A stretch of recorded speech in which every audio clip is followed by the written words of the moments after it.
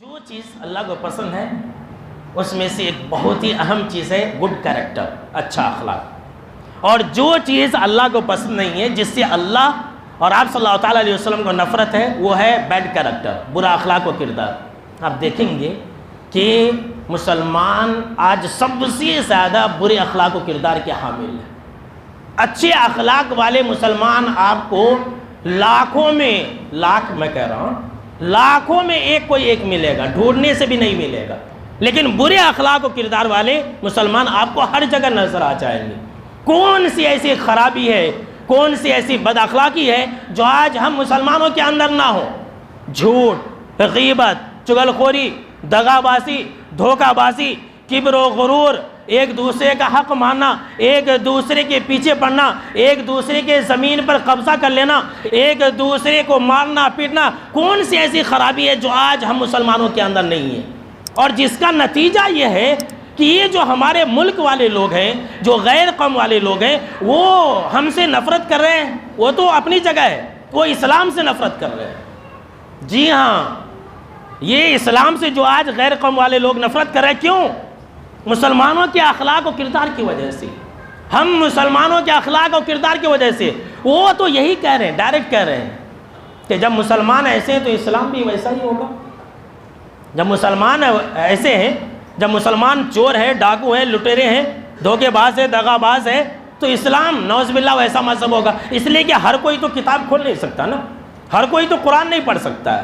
ہم قرآن کو پڑھ رہے ہیں. سنیے، ہم مسلمان قرآن کو پڑھتے ہیں، لیکن یہ دنیا والے جو ہے نا، یہ ہم کو پڑھتے ہیں. وہ جیسا ہم کو دیکھیں گے ویسا ہی اسلام کو سمجھیں گے. ایک دور تھا کہ مسلمانوں کے اخلاق اور کردار کو دیکھ کر کے لوگ اسلام قبول کر لیا کرتے تھے. اور آج ایک دور ہے کہ ہمارے اخلاق اور کردار کی وجہ سے لوگ اسلام سے بدزن ہو رہے ہیں، لوگ اسلام سے دشمنی کر رہے ہیں. ہمارے اخلاق اور کردار کی وجہ سے لوگ جناب محمد عربی صلی اللہ تعالیٰ علیہ وسلم کو ٹارگٹ کر رہے ہیں، نشانہ کر رہے ہیں کہ مسلمان ایسے ہیں تو اسلام بھی ویسا ہی ہوگا. اب جو انسان اس سے آگے بڑھ جاتا ہے، کتاب کھول لیتا ہے، مسلمان بن جاتا ہے. لیکن اتنی فرصت کہاں ہے؟ ہزاروں میں، لاکھوں میں کوئی ایک انسان ایسا رہتا ہے جو یہ سوچتا ہے کہ بھائی پہلے قرآن پڑھتے ہیں، اس کے بعد دیکھیں گے. بہت پہلے میں نے منصف پیپر کے اندر ایک واقعہ پڑھا تھا. وہ اخبار جو ہے نا، یہاں آدونی کے اندر ہمیشہ آیا کرتا تھا پہلے، اب بند ہو گیا. تو اس کے اندر ایک واقعہ لکھا ہوا تھا حیدرآباد شہر کا. ایک لڑکی جو ہے کالج میں پڑھتی تھی، اب مسلمان بننے کے قریب ہو گئی. گھر والے بڑے پریشان، بڑے خاندان کی، بڑے گھرانے کی، بڑا پریشان، کیا کریں. ذرا غور سے سنیے.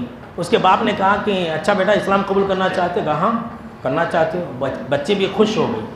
کہا کہ ہم لوگ تجھے سپورٹ کرتے ہیں، اسلام قبول کر لیں، لیکن ایک کام کر، وہ وہاں ہمارے گھر سے قریب ایک دکان ہے، وہ داڑھی والے ٹوپی والے بیٹھتے ہیں، تجھے معلوم ہی ہوگا. ہاں چاچا، ہاں ابو معلوم ہے، وہاں ابو ایک چاچا بیٹھتے ہیں. تو کہ جا اسی کے بعد سے آم لے کر کے آ. آم کا موسم تھا.